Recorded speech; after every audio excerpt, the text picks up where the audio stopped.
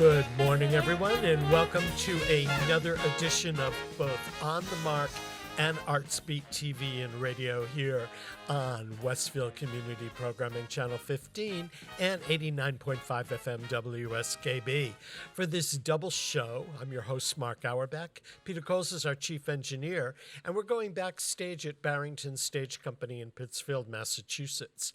For the folks that listen to On the Mark that don't necessarily catch Artsbeat, the arts, as you know, have been suffering big time during the pandemic, and Barrington Stage has been one of the front runners in keeping live theater going during these tough times, to the point that it's made national attention.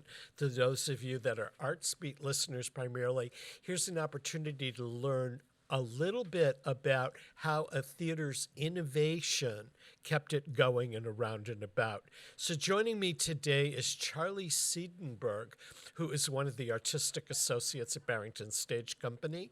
He is their press representative. He has been a guest on Artsbeat several times. And in addition to joining me today, he's going to come back in April, and he and I have been talking for months about celebrating the 50th anniversary of Stephen Sondheim's famous musical Follies, and he's going to co-host that with me just around the date that the 50th anniversary happens. So good morning, Charlie. Good morning, Mark, and good morning On the Mark listeners and Artsbeats fans. God, it's sort of like a double feature, Charlie. Yes, it is. Well, my first question to you is, when the pandemic struck back almost a year ago, at this point, everything shut down, and then Barrington Stage and Berkshire Theater Group, two the best-known theater companies in the Berkshires and around, came up with plans that caught national attention. And both theaters were the first two to be able to resume live performances with the sanctions, or not the sanction, but with the blessing of not only the local health departments, but also Actors Equity Association. But Barrington Stage had to reinvent itself and rebuild itself. I understand that you completely redid the theater to accommodate what might have been. Yes. As you know, Mark, you're familiar with our Boyd Quinson main stage. It's a 522-seat theater built in 1912. Well, with Governor Baker's proclamations last year, what we needed to do was, out of those 522 seats, we removed every other row and pretty much every other seat, and we whittled it down to 160 seats. And we had 4, if not 5, entrances open for ticket takers and for patrons to enter. We were going to be taking temperatures and having hand sanitizer stations and having bathroom monitors, as well as a complete overhaul of our HVAC system. So, for instance, after every performance, the AC regenerated with new air. It wasn't being recycled air. It was all new air. And our artistic director, Julie Boyd, was so determined to keep live theater going, as was Berkshire Theater Group. And like you said, we were the first equity theater to present a play, and that was Harry Clark with Mark Dold. Now, that ended up, though, being not in the theater itself, but you had to do that in a tent. Right. Julie had to rethink, okay, since we're not allowed to have anyone in the theater now, we also had to close our Mark St. Germain stage at the Blatt Center. So with the help of the city of Pittsfield and the Polish Community Club, literally diagonally across the street from the Blatt Center, we were able to erect a tent. And we were able to erect a stage, lighting and sound equipment, and we were able to present that one-man show, Harry Clark, as well as The Hills Are Alive with Rodgers and Hammerstein. Now, when we started out doing it in the tent, the two shows back-to-back, we were allowed 75 people in the tent. And then it came a decree from Governor Baker just as we were going into the I believe, the second week of the Rodgers and Hammerstein review concert, that we had to whittle it down to 50 patrons per performance. So talk about reinventing ourselves. Julie, it seemed like Julie and our staff were on duty 24/7 during these past 10, 11 months. Now, when all of that happened and you had to reconfigure and everything, somebody made a video. I think it was Mark Dold who made a video showing up for the first rehearsal and having to have his temperature taken, and everything was very sterile. So not only were you protecting your audience, but you were protecting your production people and your scenic people and everything else. Yes, everyone who was involved with Harry Clark and the Rodgers and Hammerstein, they were tested every day. We practiced social distancing. In fact, the staging with the Rodgers and Hammerstein actually lent itself. We were able to, instead of dancing together, two fellas held on to a pole, and they danced on either side of the pole. Hence, it was a 6-foot pole between the two of them. So that was one of the ways we were able to adapt to staging for a concert. And during this time, we had a volunteer usher who was so thrilled that Barrington and Berkshire Theater Group were able to keep their doors open, so to speak, to keep live theater going. And in honor of her mother, Marianne Gross, the Gross family donated a $1.1 million gift to Barrington to keep us going throughout the winter, so no one from our staff would be furloughed. That was a phenomenal gift. I mean, I remember hearing about that the money was donated to both Barrington Stage and Berkshire Theater Group.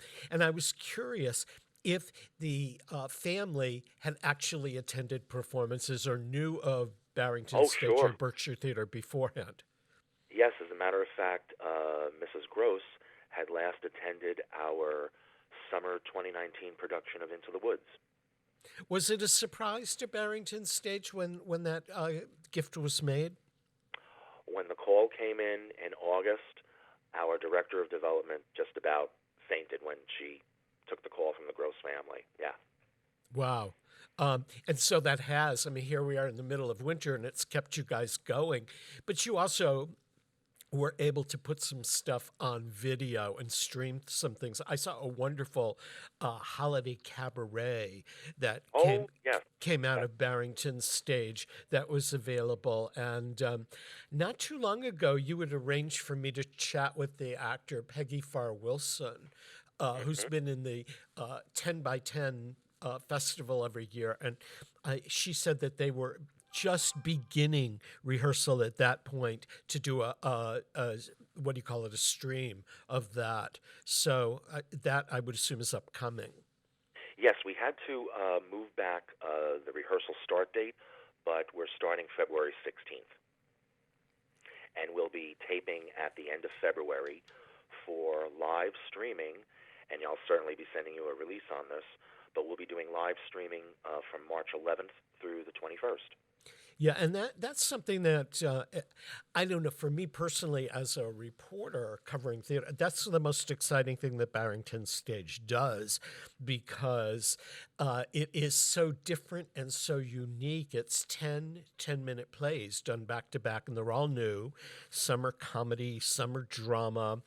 There was one that ended it last year called Oive Maria, which was a retelling of the Christmas story that when I think about it to this day, still laugh about it.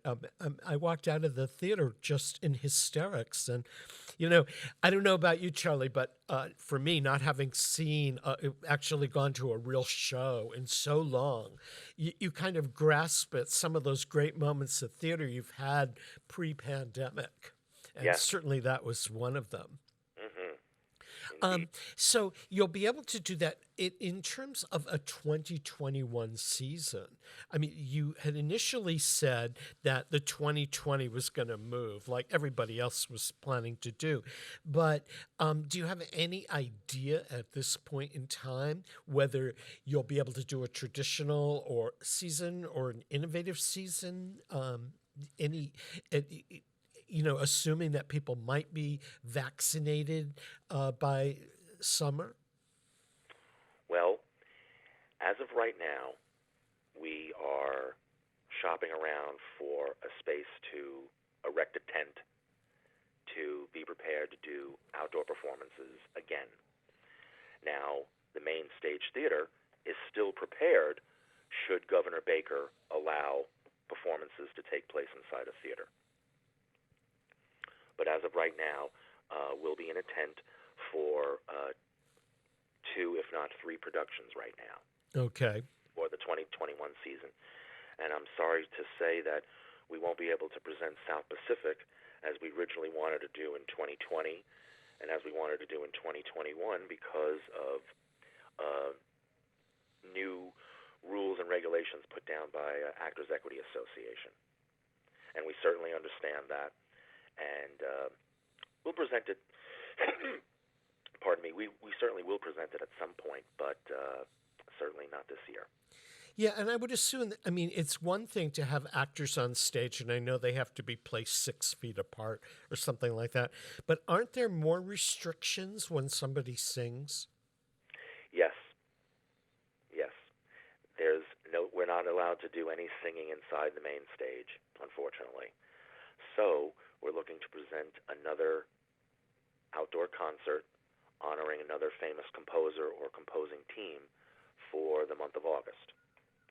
So if you're doing a musical in a tent, people can sing, but don't they, and they need to distance, but you're not allowed to sing indoors. Well, unfortunately, we couldn't present an actual musical, so we have to do what's going to be a concert along the lines of the Rodgers and Hammerstein that we did last summer. Okay, no, that totally makes sense. I understand, and you can clarify this because you work with other productions besides Barrington Stage, but I understand that Actors Equity has worked really hard with the theaters to make these productions happen, where some of the other unions that are out there haven't been as how would you say innovative in working with the theater companies. Well, certainly Local 1 IATSE, and those are all the backstage and front of house employees for all the Broadway theaters. They certainly have to curtail no more visiting backstage, no more outdoor autograph signing. So that certainly is going to be put in place once theater gets back to hopefully some normalcy this summer. Now, you are in New York City most of the time, except when it's summer. What's it like in the theater district? Is it really a ghost town? What's happened to all the out-of-work actors and the restaurants and everything else? Well, sure there are people going in and out of the city because there are some people who are going back to work, and certainly essential workers and teachers. But as with regard to, where my home is on the Palisades overlooking the city, we're right on the Hudson. Every Saturday you would just see this constant roll of traffic coming in on the West Side Highway or leaving the West Side Highway, whether it be a Saturday matinee or a Saturday evening for a whole theater experience, whether it be maybe attending a museum during the day, having lunch, and then going to attend a show, maybe going to get an autograph of one of the actor or actors after the show, and that's all been curtailed, and those streets in the theater district are literally a ghost town. Now, I know you've been lucky enough because you teach as well as do public relations so that you haven't been totally out of work at any given point in time, but you have a lot of colleagues that have. What has happened to them? Are they getting support? Are their unemployment running out? Are they having to leave theater to do something else? Well, some folks have gone into nursing or perhaps pursuing their master's degree, thinking outside the box. Maybe they're going to offer their services to, let's say, companies or non-theater people who have the fear of public speaking. Certainly, folks are reuniting with their, being family members again, or they have moved out of state. Some folks are doing crafts, such as creating their own masks. They're doing podcasts. A lot of them are thinking outside the box. Yeah, I had a friend and a colleague who was a stage manager and a costume designer who got into the mask making stage rather early. And then up here, a couple of actors who work primarily with Chester Theater and Berkshire Theater Group, one who bakes and has really done very well with a online bake shop, and the other one is doing recording. So I guess some of us that are innovative have survived very well. Mm-hmm. Case in point, there was one story I remember, Robbie Fairchild, who is a well-known New York City ballet dancer who made his Broadway debut in American in Paris. Right. Doing the Gene Kelly role. Well, there's no dancing. Oh, sure, he could conduct, master classes and still go back to maybe a private studio, but what he did was he's now doing a floral design business. I heard that, and I actually saw in some publication a photograph of floral design that he had done. He's very good. Yeah. So I guess there's some people are adapting best they can. How has the pandemic impacted you? I mean, you're still teaching, but are you teaching in person or remotely? Well, I'm glad you asked that. I'm about to start my 8th year teaching at Wagner College, where I graduated from in 1995. I teach a theater appreciation class. Normally our classes would resume for the winter-spring semester the week of Martin Luther King birthday in January. Well, unfortunately, we had to move it to February 8th, a start. Well, now we got word we are now going to be starting Monday, February 15th with classes. So my classes are on Tuesdays and Thursdays, and my class attendance had to drop. Normally I have 24 students, non-theater majors, in the class because they need that creative credit, whether they be a physician's assistant major or a nursing major. And like I said, I normally had 24 students. Now I can only have 18 in the class. Well, I've been hearing from students over the past couple of weeks that they're going to be doing remote, even though I'm allowed to be in the classroom because all the classrooms at Wagner have, with social media, and have these whiteboards where there's also cameras. There's a couple of cameras in each class where I'm able to teach via Zoom to those working remote, but there will be some students in class. I'm hoping. Yeah. In fact, as we're doing this interview, I see I got an email from a student asking, can she be doing it from remote? Now, you're teaching theater appreciation, and in previous times when you've taught it, I assume, because Wagner is so close to the theater district, that you can Yes. just send your students to see a show.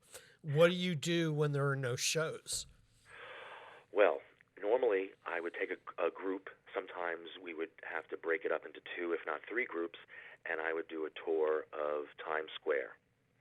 And in lieu of a textbook, because, knowing college textbooks, which can run $100-$200 these days, if not more, in lieu of a textbook, I asked the students to attend 2, if not 3 productions in the city, whether it be Broadway or off-Broadway. and some of them were able to do that. And if they weren't able to because of scheduling, they perhaps took in a show at Wagner or a community theater production on Staten Island.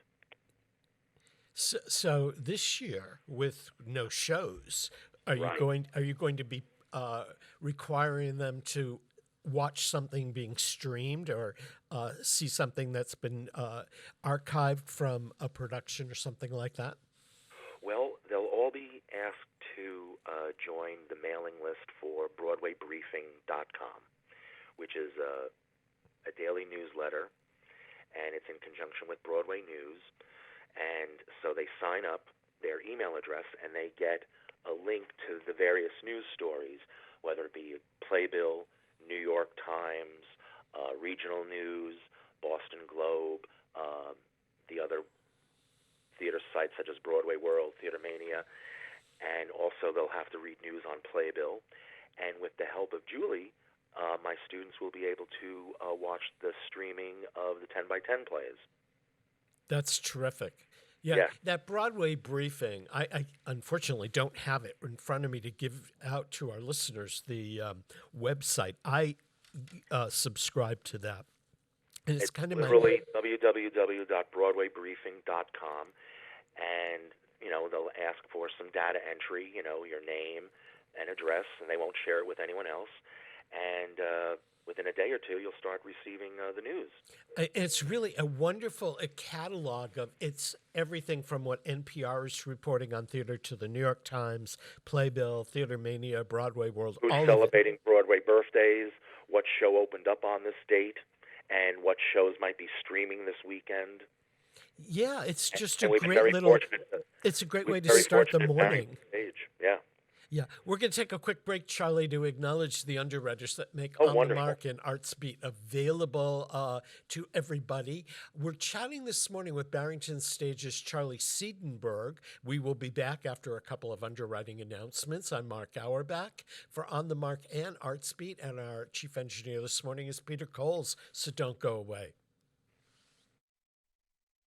Provided by Westfield Electroplating. Employing over 140 skilled platers, painters, and technicians, Westfield Electroplating was founded in 1946 and was the first company in the country to achieve National Aerospace and Defense Contractor Program accreditation, proudly maintaining that status for over a decade. Westfield Electroplating provides over 50 quality finishes to meet your corrosion, cosmetic, or performance needs. On the web at www.westfieldplating.com or 413-568-3716. Westfield Electroplating, putting the finishing touches on technology. Support for the community programming of WSKB is provided by Bay State Dental. Comprehensive dentistry at 14 convenient locations in Springfield, Chicopee, Longmeadow, West Springfield, Belchertown, East Longmeadow, Ludlow, Northampton, Greenfield, and Wilbraham, as well as 29 Broad Street in Westfield. Bay State Dental makes it a priority to help you achieve and maintain the healthy smile you deserve. On the web at baystatedental.com. Support for the community programming of WSKB is provided by the Dunkin' Donut Shops of Westfield and the Sardinia family. It's nice to know that even as the world changes, Dunkin' Coffee remains the same at 7 convenient locations throughout Westfield. Hi, it's Bob Plass, and I have Wow, It's Tuesday, every Tuesday, 6 to 8. Wow, it's Tuesday. Community Radio 89.5 WSKB. I did it! Live from Studio 120 at Westfield Technical Academy, this is WCPC Channel 15 at 89.5 FM, WSKB Westfield. Welcome back, everyone, to a combination show of On the Mark and ArtsBeat here on 89.5 FM WSKB, Westfield Community Programming, Channel 15. I'm your host, Mark Auerbach. Peter Coles is our chief engineer, and our guest for this hour is Charlie Siedenberg from Barrington Stage in Pittsfield, Massachusetts. Now, Barrington Stage Company is one of the major theaters in Western Massachusetts. It started in a high school in Sheffield, Massachusetts, under the direction of Julianne Boyd, who is its artistic director. She's moved the theater, brought it along, and now it operates in Pittsfield. Some of you that follow Broadway may know of the revival of the musical On the Town, which actually premiered at Barrington Stage. And maybe you've been watching television during the pandemic and you saw that really incredible movie with Kerry Washington of a play called American Son. That play was commissioned by and had its world premiere at Barrington Stage Company. So the national theater scene looks to Barrington Stage for product and innovation and all of that good stuff. And it's just down the road from Westfield and Greater Springfield in Pittsfield. It's next door to the Hotel on North. There's a lot of restaurants nearby. It's easy to get to, lots of parking. And while we're chatting with Charlie, if you want to learn more about what they're doing, you can go to their website at barringtonstageco.org. So, Charlie, there's been we talked earlier about the fact that Barrington Stage got a $1 million plus grant to keep going this winter. But you guys have been doing a lot of cool things that you've got an award for playwriting and you've got Spark grants going, and your youth theater is doing the Laramie Project in March, which is quite the play. Yes. Our Julie Boyd's assistant, Hannah Katz, is going to be directing it, and it's going to be an all-Zoom production utilizing local high school students for this wonderful play. Are they in rehearsal now for it? Because it comes up pretty soon. They're going through casting right now. So it'll be going on in March. I don't have exact dates right now, but I will get them to you. I have actually already done, I believe, this week's Westfield News Arts Beat column. There's a brief mention of it, but it's a play that has personally impacted me quite a bit. It's the story of a town, Laramie, Wyoming, and the townspeople's reaction to the murder of Matthew Shepard, which was considered a hate crime. He was a young gay teenager who was beaten to death and left on the side of the road. And Moises Kaufman and the Tectonic Theater Company went to Laramie shortly after the murder and the trial, and they interviewed the townspeople and put the townspeople's words into a riveting play. There's been a sequel to it, and it's performed regularly in high schools. It teaches a lot about homophobia and hate crimes. It's a good learning lesson. So it's great to see young people doing it at Barrington Stage.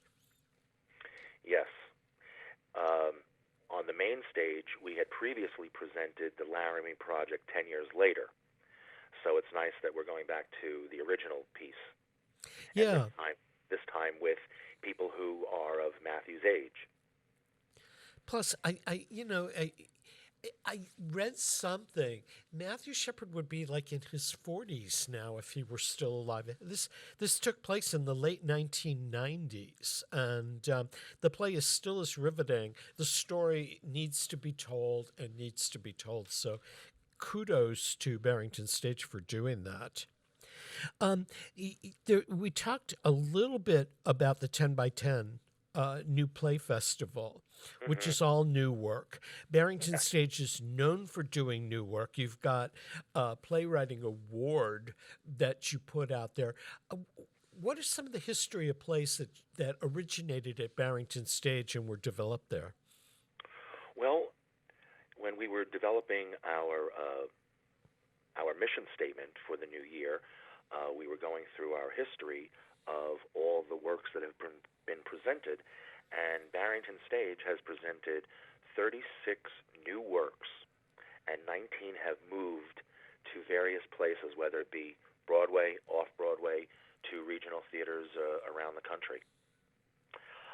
Some of those plays include, you had already mentioned, the musical revival of On the Town, directed by John Rando and choreographed by Josh Bagas, which was a wonderful production. We also had Freud's Last Session by Mark St. Germain that starred Martin Rayner and Mark Gold, which was probably the longest-running play in Barrington stage history, and it went on to play a couple of years off-Broadway. We also had Deborah Jo Rupp play the famous Dr. Ruth Westheimer in Dr. Ruth All the Way, which went to off-Broadway and became known as Becoming Dr. Ruth. So those are just some of the plays that have originated at Barrington Stage, and which Massachusetts audiences got to see them first. Yeah, I went to a performance, Charlie. I can't remember what play it was. It was a new play. And there were a lot of New York theater people at that particular performance. And we were seated next to these two guys, and they were furiously taking notes. And at the intermission, I just assumed he was another theater reporter like myself. He said, no, we are looking for new material, and Barrington Stage produces so much good stuff that it moves on to other things. And I said, well, I get to cover theater in Western New England, and how fortunate so many of the theaters here in our area do produce work that moves on and elsewhere. And he said, you don't understand how lucky audiences are up here to have something like Barrington Stage and Berkshire Theater Group and Williamstown Theater and Hartford Stage and Goodspeed that are just constantly producing work for other theater companies and putting our stamp on theater around the country. So we are really lucky here. Mm-hmm. Definitely. Of the shows that you've been at Barrington Stage for quite a while. Oh, 2005 I started. 2005. So I guess in another few years they're going to have to give you a watch or something, right? In 2025. Actually, I was thrilled when in 2014 they honored me with being an associate artist at Barrington. And you're the only you're the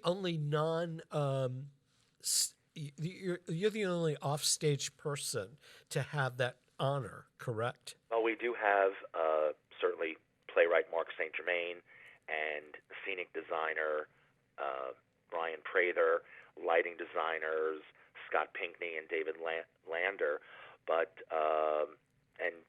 Renee Lutz, who's our production stage manager. But they're all involved on the stage or backstage. You're the one in the front office. Yes. Lucky me, along with Pat McCorkle, our casting director. That's right. She's been on ArtSpeed before as well. So that's quite an honor. I mean, theaters don't generally honor their press and marketing people, so I think that's pretty cool. It sure is. It's indeed an honor, and I'm thrilled to be with Barrington Stage as long as I have. This is probably the longest running job, aside from being the press rep for Wagner College Theater. How did you discover Barrington Stage? Oh, I'm glad you asked that.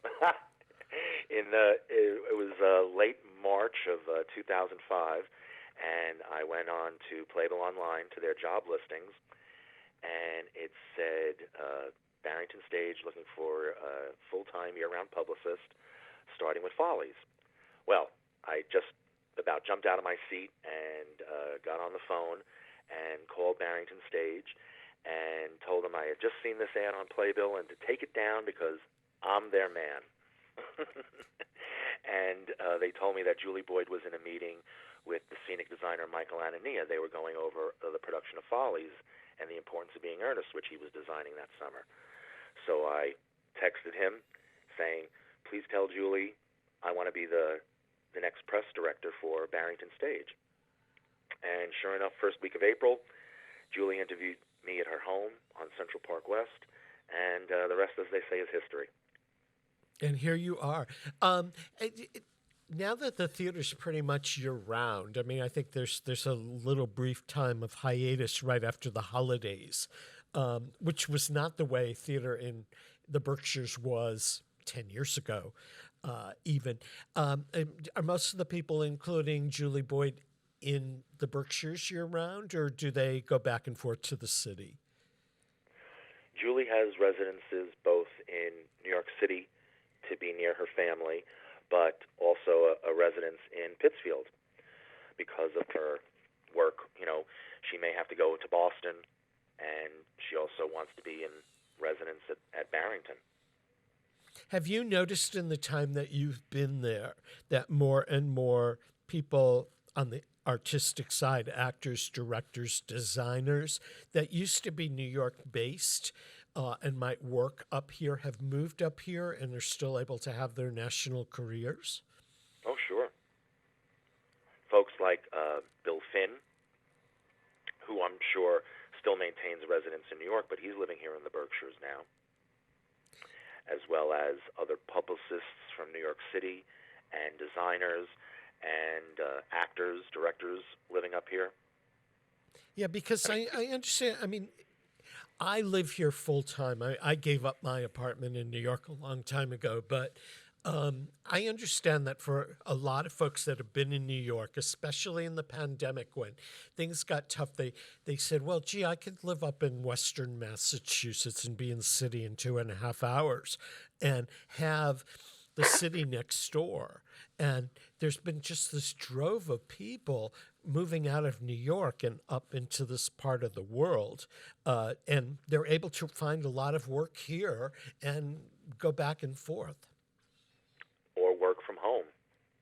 Yes. Yeah. I get to do that when I'm not in the studio. And I most of my clients are in New York City, and it's really great, actually, to not have to jump on the trains all the time, although I do miss the city in a big, big way. Yes. And we miss you coming to the city, Mark. Yeah, and we miss you in the Berkshires. When was the last time you got to actually be up here? It was to see our Rodgers and Hammerstein concert, The Hills Are Alive. Which unfortunately I missed, but let me ask the holiday cabaret and some of the other wonderful summer types of things that you did online. Mark Dole did this just great little series of coming to Barrington Stage and preparing for Harry Clark. Are they stored anywhere? Can people go view this stuff online?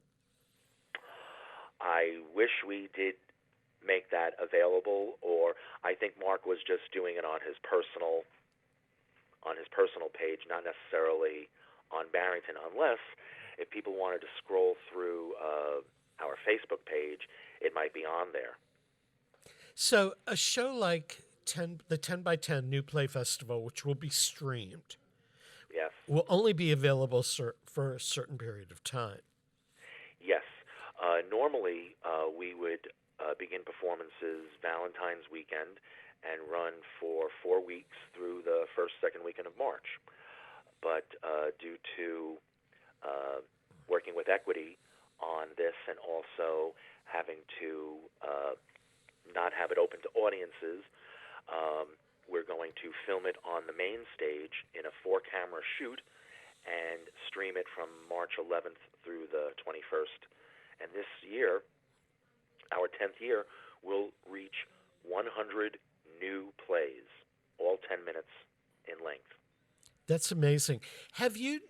So many people nationally have heard about Barrington Stage, and some, I would assume, some have been able to go to New York and see American Son or On the Town or something like that. But the streaming thing, this means that people can watch it anywhere in the country or anywhere in the world when you stream something. Are you developing new audiences outside of New England by streaming?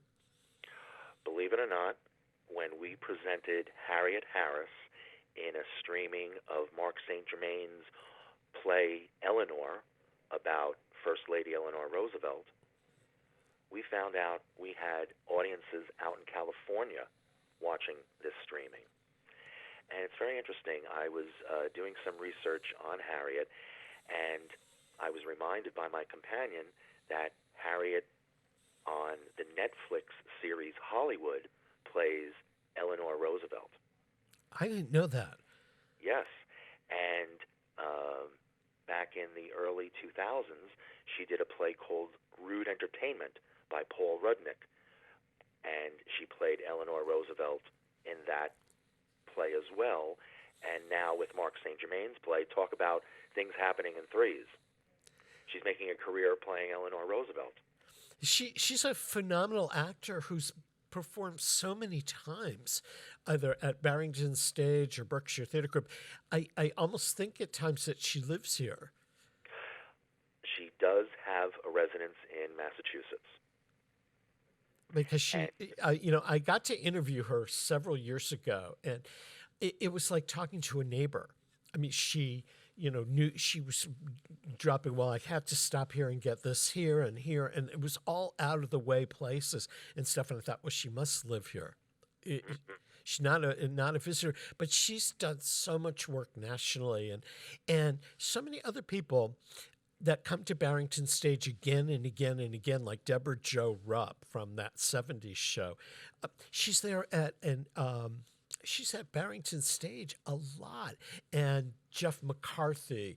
And what brings these people back year after year in your estimation? I think it's the work and getting to work with Julie and company. And they love coming up to the Berkshires. They think of Barrington as their artistic home. And when they come in to do a show runs like 3 weeks, maybe. How much rehearsal precedes it? Well, depending on the show and how long the rehearsal period is, working with equity, I would say normally 2.5 to 3 weeks rehearsal period. So it's like a 6-week period of time, essentially, that they get out of the city or wherever their home base is and get to live in the Berkshires. Yes.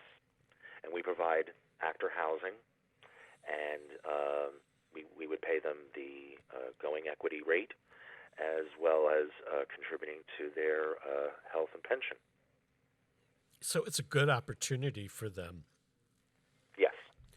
How is the city of Pittsfield doing with the lack of tourists? I mean, with Tanglewood closed, Jacob's Pillow closed, Barrington Stage and Berkshire Theatre Group doing very minimal amount of programming live in place. How are the restaurants and the shops, and are they doing okay during the pandemic, or are they suffering? It's been, I don't want to be quoted, but I keep in touch, looking at the Berkshire Eagle News and other various Berkshire news sites, and it's been a tough going. I mean, about a month ago, I had to go to Pittsfield and kind of have a socially distanced meeting. And it was the first time I ever drove through Lee, Massachusetts, and was able to park right in front of the Starving Artist Cafe and run in and grab a coffee and not have to worry about parking. And the streets and everything were deserted. And in some ways, it's very nice because it's quiet, but it's missing that certain energy that the theater, like Barrington Stage, brings to downtown Pittsfield. Mm-hmm. But I feel sorry for so many restaurants and local merchants, mom and pop stores that have had to close. It's the same way down here in the Lower Valley, Charlie. The arts, whether it was the Bushnell in Hartford with its Broadway series, or the Springfield Symphony Orchestra, which hasn't performed live. There's been no live entertainment in downtown Springfield since last March, and the restaurants depend upon it. And so some of them have been able to do outside dining, and of course when I left this morning it was 8 degrees outside, so nobody's having brunch out on the patio or anything like that. But there's been takeout. The population has been good about supporting the local venues and things like that, buying takeout and things, but it's been really rough going in Western Massachusetts. And I think that certainly there have been a lot of help provided from the state, but it's not enough. And there have been some great restaurants, great arts organizations that have gone under. And the Valley, the New Century Theater folded recently. The Bing Arts Center closed its doors. I'm sure there's some in the Berkshires. It's tough times. Yeah. And I would assume it's tough in New York, too. I mean, we know that Broadway's going to revive at some point, but people forget that in the theater world, there are a lot of off-Broadway, off-Broadway, small companies. They must be very challenged at this point. Yes.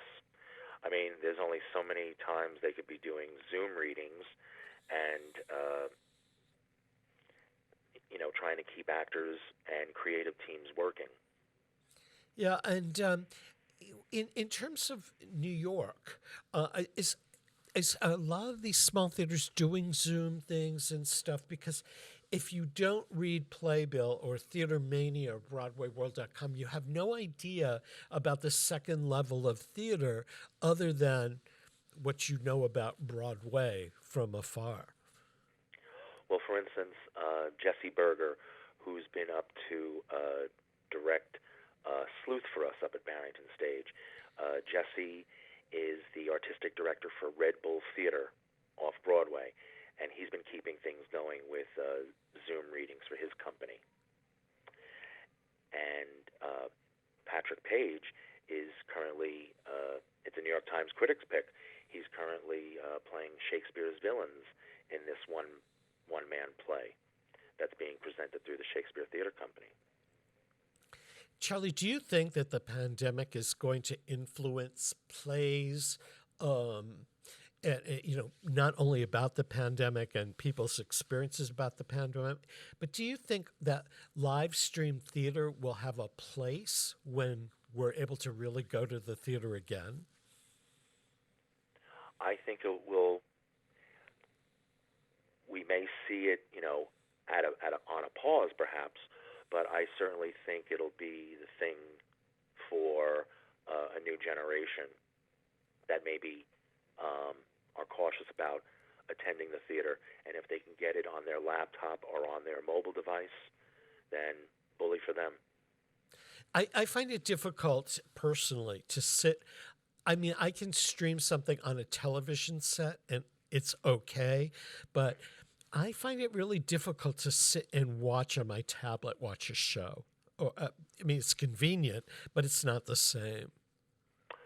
I agree, but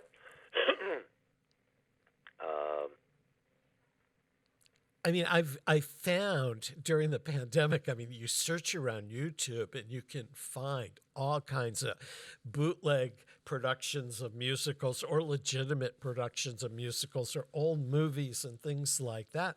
And I can find myself constantly entertained.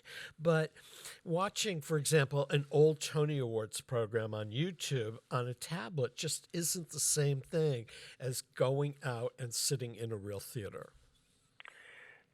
You and I, along with so many audience members who are listeners and viewers of your program, love that theater experience. Getting handed a playbill, presenting tickets, sitting down, chatting with your seatmate or chatting with a new person sitting on either side of you, intermission chatter. And then, of course, should we go out, after the show? Or go straight home, or should we maybe take in a second show for the day if we're in the Berkshires, Yeah, it's you can't do that on a tablet. No. So, have you found any great little theater sites to stream from, or little discoveries that you've found during the pandemic? Well, through one of my students, they gave me a gift subscription to Broadway HD. So I'm able to watch so many great Broadway shows and dramas, a lot of things that were shown on PBS that I'm able to watch on TV, on my TV here in New Jersey. Yeah, I found out that watching some of the catalogs of great performances that you can access when you make a contribution to, your public television station, I've been able to see a lot of things that I've missed over time because prior to the pandemic, I was covering 2 or 3 shows a week and I was always out. Now I'm sitting around the house 7 days a week and looking for things to watch and do. And so in addition to all the documentary films and movies that I've missed over time, I'm getting a chance to see some great theater. And I've been doing a lot of work on Facebook, hence the creation of this Fans of the Musical Follies and a Little Night Music pages. And I also contribute to another page, Broadway Remembered, on Facebook. And that's what I was going to tell people. Even though the arts may not be flourishing live, online, that community is still very active.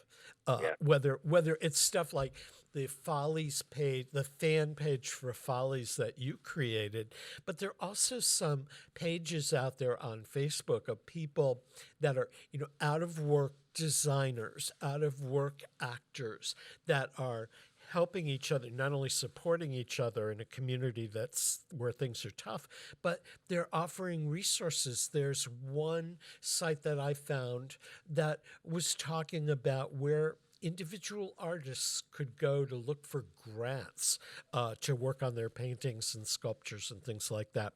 And I think, there's a world out there that we all need to discover just a little bit. So, Charlie, we know. Give us a kind of a quick update. 10 by 10 comes in March to Barrington Stage. Yes, and we'll be doing a all Zoom of the Laramie Project. We are hoping to start in July in a tent, and we will be presenting a 2-man play by Joseph Dougherty called Chester Bailey, in which Tony winner Reed Birney will star opposite his son Ephraim. And following that, Tony winner Harriet Harris, who we talked about previously, Harriet will now be doing a live performance of Eleanor by Mark St. Germain.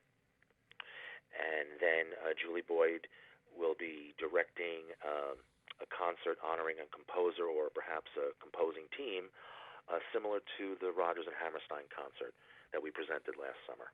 Quick question about Harriet Harris as Eleanor Roosevelt. That was streamed and done in September, I believe. Has he rewritten it subsequent or gone back to the drawing board after seeing what it looked like? And will this be new or will it just be a repeat? Good question.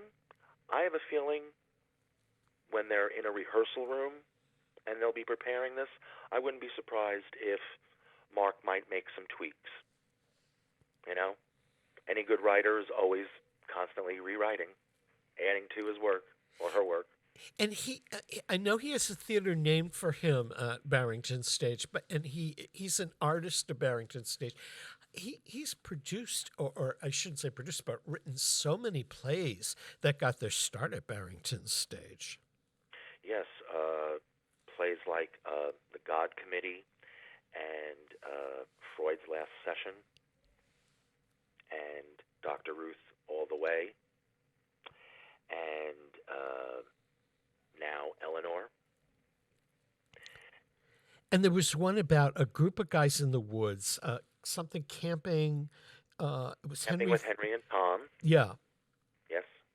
That I found, that was just such a gorgeous production at Barrington Stage. And got to say, that in that small theater, which seats about, in pre-pandemic times, seats about 500 people?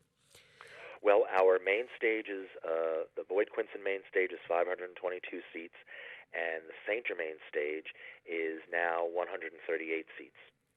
So, and the stage, is it comparable to a Broadway stage? Oh, I would think our Boyd Quinson main stage is comparable to a Broadway house, definitely. Yeah. But you guys have been able to do some really intricate, beautiful stage work there. Ragtime a couple of years ago was probably one of the most intricate sets ever. So people that go and see something at Barrington Stage are getting a really big, fully realized and conceived type of show. I assume that being in a tent, it's going to be different. People will still find a theater experience to, whether it be in a tent or if, hopefully, fingers crossed, we're allowed to be back in the theater. But, people were that we were getting standing ovations after every performance in the tent last year, and people were just so thrilled. I mean, there were a couple people who would come up to Julie and quietly hand her a check saying, "Thank you so much for bringing live theater. I missed it so." Or we missed it so. And people that have spoken to me said that Harry Clark and Mark Dole performing that play, they were so glad to see it. And the fact that they had that opportunity and that everybody put their best efforts there to make sure that a good theater experience was had by all. Charlie, we're about out of time, and I want to thank you for joining us. So we're going to end today's program with some music from the Broadway musical Eubie, which was created by Julianne Boyd. Yes, before honoring the famous composer Eubie Blake. Yes. By Eubie Blake, before she came to Barrington Stage. And actually, she was in the Berkshires prior to that. So, Julie's Broadway career began, I believe, in 1978. So she's brought all that expertise and love of theater up here to the Berkshires. So hopefully our audiences for both On the Mark and Artsbeat will get to Barrington Stage this summer. You can find we out hope more, so, and we'd love to welcome you. And you can find out more about them at barringtonstageco.org. And I want to thank my really good friend Charlie Siedenberg for joining me for this hour today on both programs. And Charlie will be back on Artsbeat in April when we salute the 50th anniversary of Stephen Sondheim's musical Follies. Thanks, Charlie. Thank you, Mark. And Peter Coles has been our chief engineer today for both On the Mark and Artsbeat. You can always listen to On the Mark on Wednesdays, Artsbeats on Fridays, here on Westville Community Programming Channel 15 and 89.5 FM WSKB. If you've missed a portion of today's program or you want to catch back issues and archived issues of Artsbeat or On the Mark, they're available on YouTube on WSKB Community Radio's YouTube page. So this wraps up another edition of On the Mark and Artsbeat. We'll see you next week.